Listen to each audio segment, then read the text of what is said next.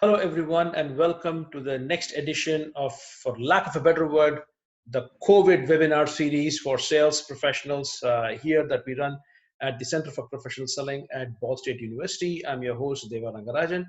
Last time we actually had Matt Nettleton from Sandler Training. This time we actually have from across the pond, Pascal Persyn, who is the founder and CEO of Perpetos, which is actually a sales consulting training group, a syndicate that actually works with a lot of companies. And essentially, Pascal has a very, very interesting methodology that he actually not only propagates, but actually goes into companies, trains their folks, and also implements them, including working with their CRM systems. So, Pascal, thank you very much for this very quick call and being able to organize yourself just because I actually asked you to do this as well. Yeah, thank you very much, Deva, for the opportunity of being here. Yeah, indeed. So Pascal, so one of the things I guess everybody now knows about the fact that, hey, COVID has changed the way we are working right now, and COVID is going to change the way we will be working in the future. And of course, there are people who have always been saying that companies that have gone through digital transformation or are considering digital transformation have been looking at rethinking the way salespeople need to be doing business. But specifically right now, because of COVID, there's a lot of focus on salespeople now being concerned whether they'll be able to do business or not. Even salespeople, traditional salespeople, field salespeople who believe in doing face-to-face, they're being forced with this new reality. So tell me, what is it that you advise to some of your clients and customers who I'm assuming are knocking on your doors right now, trying to pick your brain? Well, first of all, Deva, I think that COVID is a tremendous opportunity for field salespeople to move into the digital way of working. Yeah. And get acquainted and get comfortable with integrating new ways of communicating and technology in their way of operating. And the reason why I'm saying it's an opportunity is because everybody's in the same situation. We have countries here across Europe that have been in a lockdown for several weeks. So the fact that everybody is working from home gives them the opportunity to go out of their comfort zone, test it out, try it with colleagues who are also back at home. And once they feel comfortable practicing it with their colleagues, just go out and hit the road again, but then in a virtual way. Okay. I love what you said, but actually, don't you also think that maybe your customers for once, because if you're traditional, the thing that we always hear from traditional field face-to-face salespeople is that the customers are not ready for it. I guess right now, even the customers now have to look at ways to make sure that they have continuity and they have to embrace digital. So I guess, like you said, now is a nice time for you to actually test it out because your customers might also be in the same boat. So your customers might also be willing to actually look at giving this digital way of working a try. What are your thoughts on that one? Well, there's obviously a tremendous difference between the US and most of the countries in Europe. In Europe, companies are way more traditional in the way they sell. The regions are organized differently because of the multiple languages. So therefore, the need to move into remote selling has never been there, really. The business case wasn't there until extremely recently. It's like only since a year or a year and a half that we see that people are really opening up and saying, hey, our customers want to be touched differently than it used to be. And so they have to start adopting, and we see it in certain industry, like of course in the tech space, they are way ahead of other industries because they are also more confronted with US companies touching base here in Europe. So that's an industry that is working on these things since some longer time, but more traditional industries are basically still working in the traditional field sales way till today. So you would say that, yes, there's a tradition as well, but what are your thoughts on the customers as well being ready for it? Because one of the things I always hear as a kind of, what can I say, reason as to why salespeople should not be looking at digital is my customers want to see me face to face. right? That's the salespeople reason That is that they give. correct. And, Yeah. and we feel that, we've been in a lockdown here in Yeah. Belgium actually for a couple of weeks. And, for sure, some of the customers, even some of our customers, are having video conversations with me and my team, which would never have happened until 2 weeks ago, right? So that's why I said it's a unique opportunity by the fact that everybody is basically in the same situation. There is no alternative. So now is the time, to get going. Although probably, and again, it will be depending on how progressive or conservative the company or the person is. I think there will be obviously, a fallback to more traditional going out and meet before. But I do believe that if companies keep it up and be more relevant in the touch points that we probably will address later in this call, that quickly also customers will see that there is more value out of shorter and more frequent, relevant touch points, interactions with the sales force. Indeed.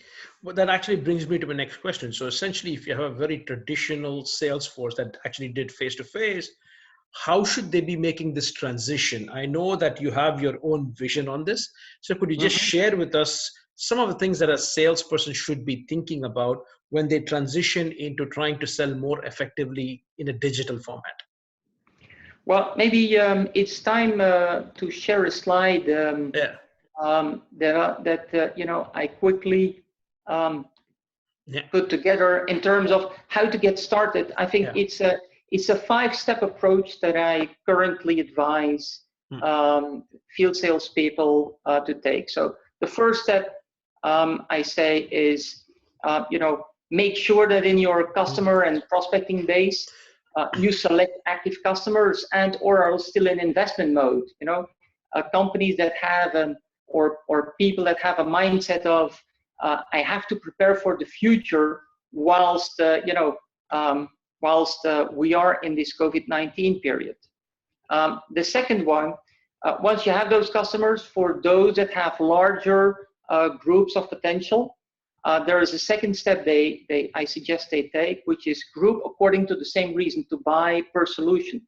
And so basically what I'm saying here is, one of the things that we see in terms of effectiveness is if you can do multiple pitches, one after the other at the same, one after the other, and it's the same pitch, you get better at it. Your tone of voice, your confidence that is in your voice improves.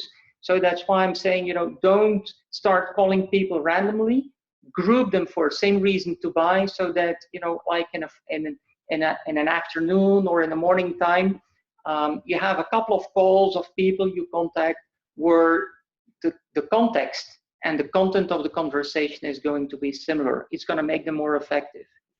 The third piece of advice that I would give is also look in terms of prioritizing, in terms of willingness to buy, because they might be open to it, but not everybody has the same experience with your solution.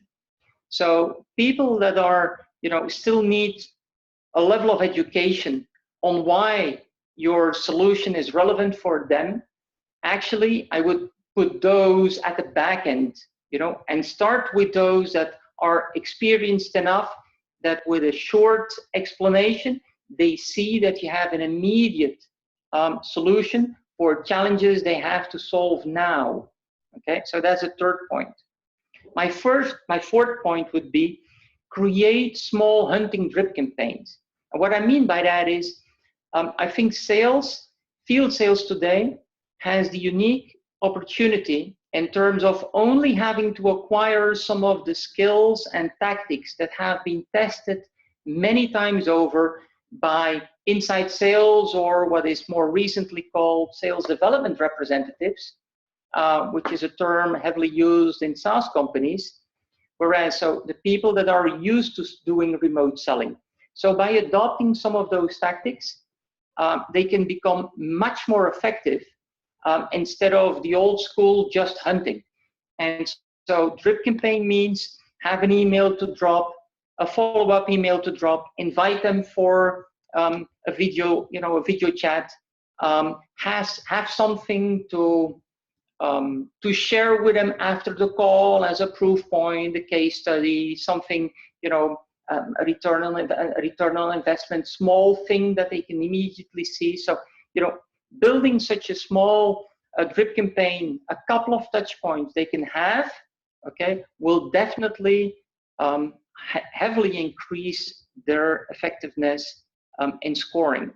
And then the fifth one, since many of the field salespeople will need to get out of their comfort zone, is prepare well and practice with colleagues. Do some, even in a team meeting. I know that some companies now already, and they should be doing it, front sales managers is having team meetings once a week. They can do fishbowl role plays during their team meeting, okay, and then have the rest of the team observing, giving reactions. So this is also a great way to keep the team cohesion up whilst they don't meet up in the office. So basically, those would be the 5 starting points that I would give field sales now to move into the digital age, the digital age, and take this opportunity at hand. I really love your point number 2, which I think is that you really have to get, because this is a new way of selling. So essentially, there's something that I'm not used to. So it's better for you to do the same thing again and again, because I think one of the things you said is you get better with it, but you also learn to start getting and anticipating objections, right? Because yes. That's one of the things which is going to be very, very critical when it comes down to that. Now, yes. I have one small question. Yeah. If I may interrupt, Deva, I think you said something, objection handling. I think in these times, what sales should avoid is having, a pitch where it is, I know you have a problem and I'm here to sell you something, okay? Sales have to care about their customers and go on their speed, okay? I would definitely against going against more aggressive or assertive sales pitches in times like these. Indeed. So, if the customer isn't ready to buy, leave it to some later stage. There's an after COVID. Okay, so don't avoid from having to do objection handling by keeping pace with readiness to buy from your customer. Indeed. I love this. So the third point, which if you could give me some more clarity, that'd be great. So you said prioritize in terms of willingness to buy. So how do I gauge willingness to buy for a person who's much more used to looking at body language, going in and seeing them face to face and doing a lot of small talk and everything else? How would I gauge willingness to buy in the digital way of working? Well, there's a couple of things, and obviously it depends to the tech stack the sales team already has. We're familiar with technologies such as Mixmax or other technology for that matter. That is a plugin on your Outlook and allows you to create a small drip campaign and send the first mails out automatically in buckets of take 10, 15. Because if you use that in your emails, you can craft your emails in a way that you have to have already a certain familiarity with the subject in order to click and to open. So willingness to buy can, even in technology, is not the willingness to buy that you can gauge or measure, but their familiarity with the subject, okay? And so those not yet clicking then on a message that is for more educated people, leave them alone for later. So that's an email example.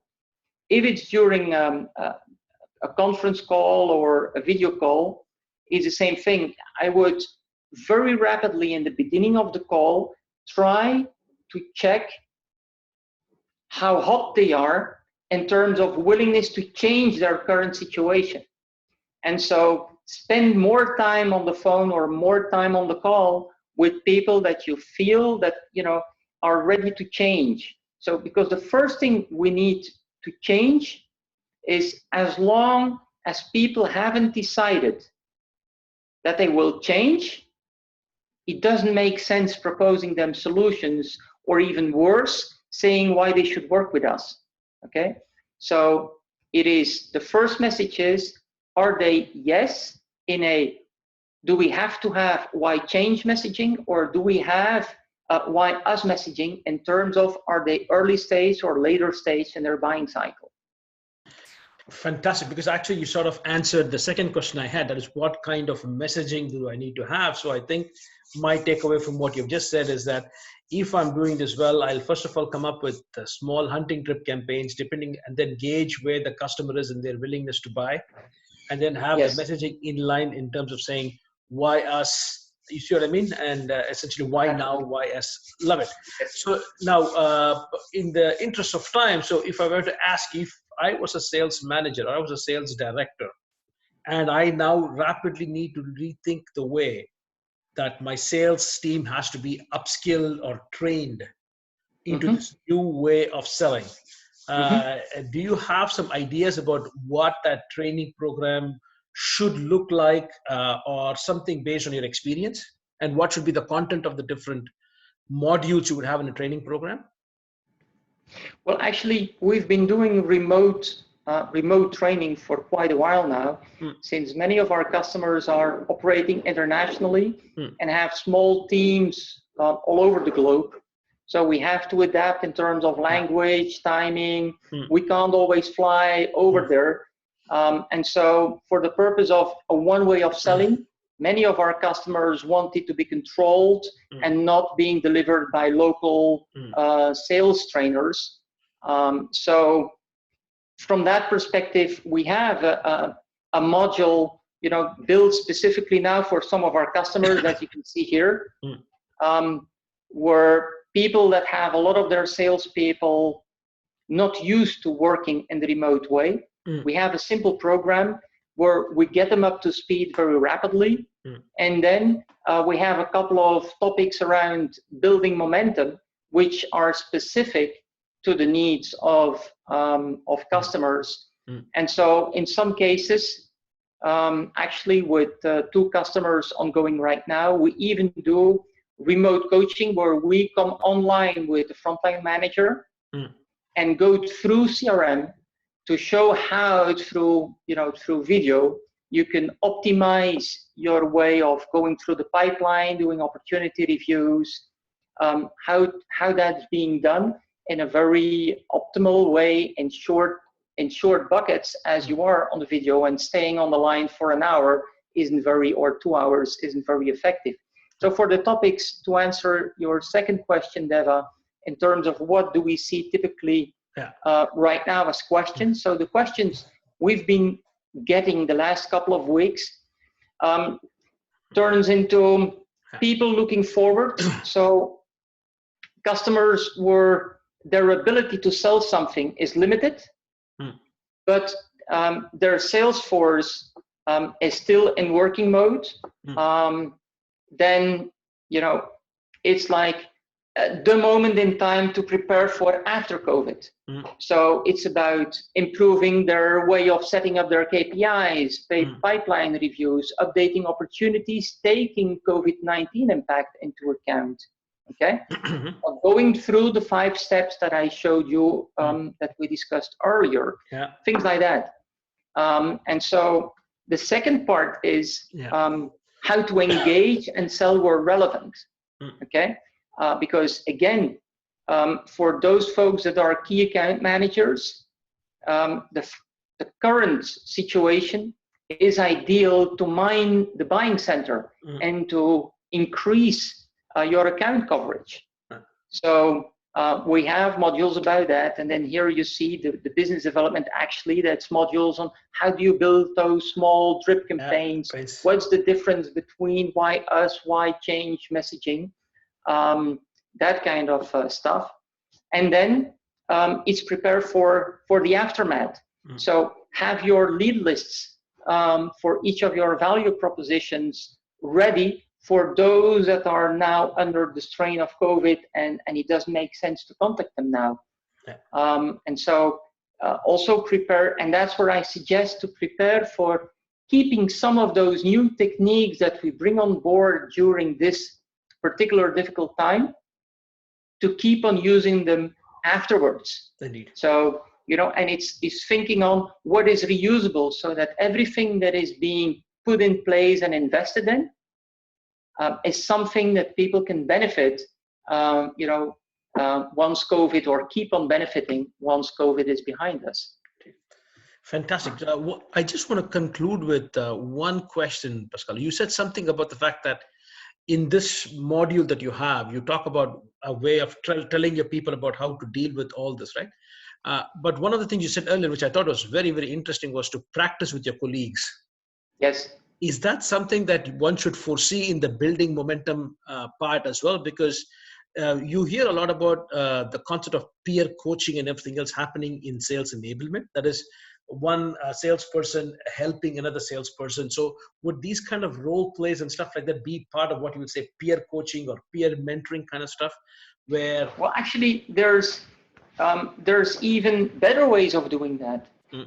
Since a couple of years, we've been using QStream technology with our customers. And QStream as an app is literally 2-minute a day training. And it allows, one of the things it allows, which is very, very interesting, is it allows on your smartphone to record a role play. So the app will say, the customer is saying this, how you react. And so, you just record your role play and you submit it. Now, the interesting thing, Deva, is people say we need classroom training for role plays, but actually, by using that technology, the sales guy is not only, everyone is doing the role play because they have to record and post it, but we see, because you can redo and redo before you submit, and we see that they, on average, do 4 to 6 tryouts before they publish their role play. So actually, we are doing a multitude of role plays and self-coaching even before the role play hits the platform where it's being looked at and where the frontline manager, can score it, can comment it, and can start sharing it with the rest of the team to discuss it. So there's many things that people can do, and it's so cost effective in these digital days that remote training should be high up the agenda of everybody right now. Fantastic, Pascal. That's all the time that we have for this short session. But for those of you who are interested in learning more about what Pascal does, they will be having a webinar soon, which is actually on the 2nd of April. So the link to it, I will post it on my LinkedIn. But again, when you get a chance, feel free to reach out to Pascal. Pascal, again, thank you so much for taking the time to talk to us. No, thank you for inviting me, Deva. Absolutely. Thanks. And everyone stay tuned for further updates. Yes. Bye. Bye.